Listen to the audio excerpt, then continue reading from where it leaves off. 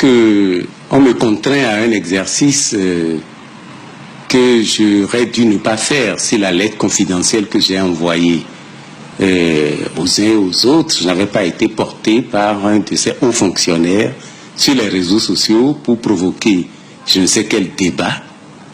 Ce qui est sûr, mon intention en écrivant la lettre, c'était de préserver dans la forme la plus souple et la moins polémique possible, de préserver les intérêts de l'État.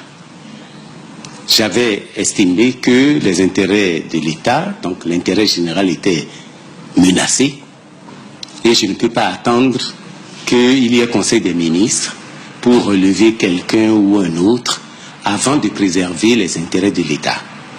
Et ceux qui font le débat de parallélisme juridique savent de quoi ils parlent.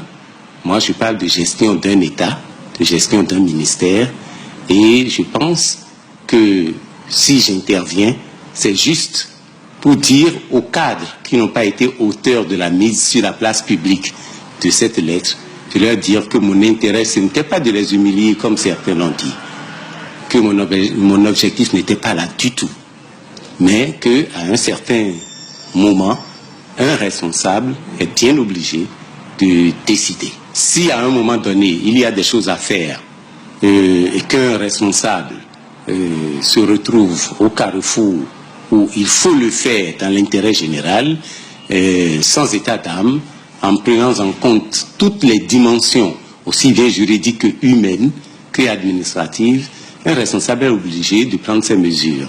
Ce n'est ni pour humilier quelqu'un, ni pour faire la chasse à quelqu'un, mais c'est pour permettre à notre pays de renouer avec la culture qui est la bonne culture d'une administration efficace qui se met au service de notre pays, qui se met au service de notre peuple.